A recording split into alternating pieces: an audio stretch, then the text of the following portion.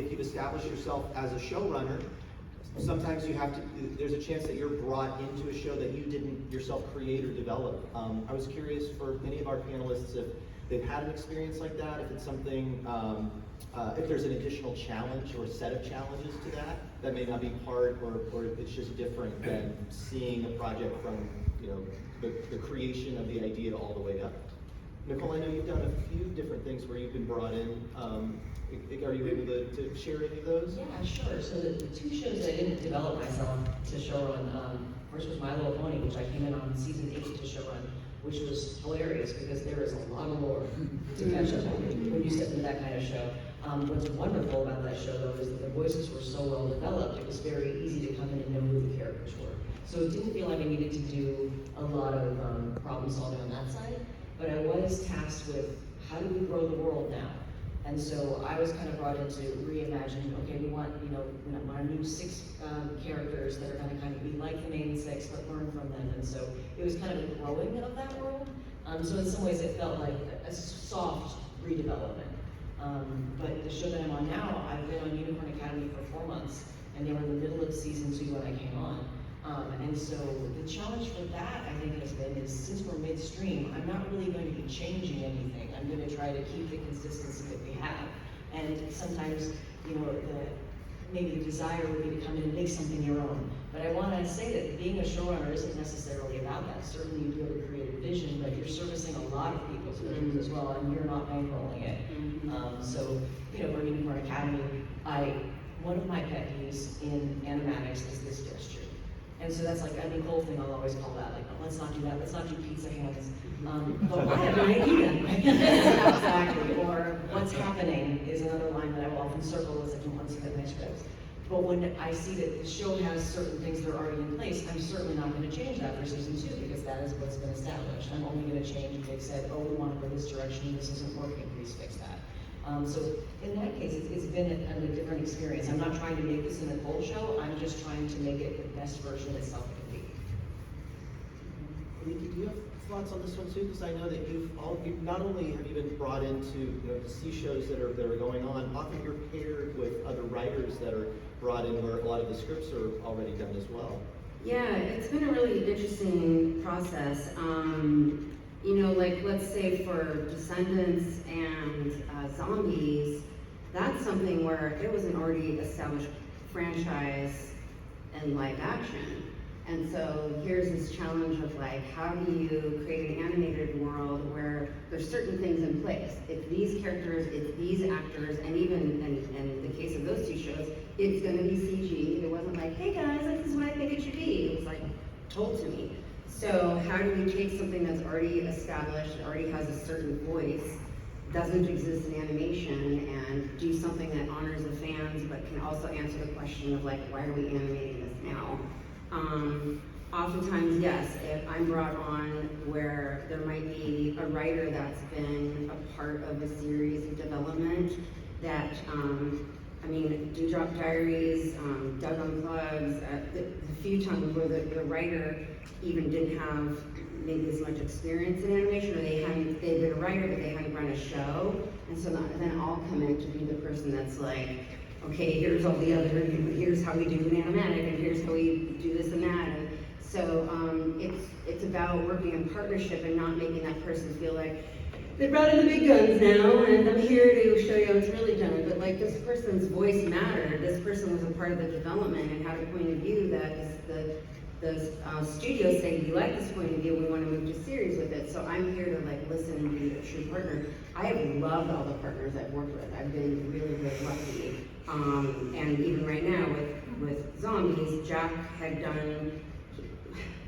there had been a development done on the project with no showrunner or creative vision. It was just like studio. It was like they just hired different people to create this really random pilot, and then we were brought in to develop it, and we were like, can we kind of change everything? But again, he had done some development work on it, and I came in to work in partnership with him. So everybody I've worked with, we are true partners. We hear each other's opinions, our voices matter to us both, and we are always a united front to the studio. Always, it's we, united front. Anything that we need to discuss is with each other, but in front of the studio, we are united. So let's assume you've made it, you're still in showrunner college, you've made it through your freshman year, you've made it through the 2 terrible sophomore and junior years, your waterfall is all the way through, and now it's like your senior year, the show's about to come out, the waterfall's starting to get smaller and smaller, and it's almost like you're starting to coast a little bit, but there's a whole new side of it, which is the promotion side. And so I'm really curious, and actually I'd love to start, Natasha, with you on this, on promoting a show and the whole experience of doing that, and how involved do you get in the promotion of it on social media and with the fan base that's growing before the show starts? Yeah, that becomes like a whole other, part of the show that you have to manage. I mean, Disney was great because, they have their PR department and marketing and they handle a lot of stuff.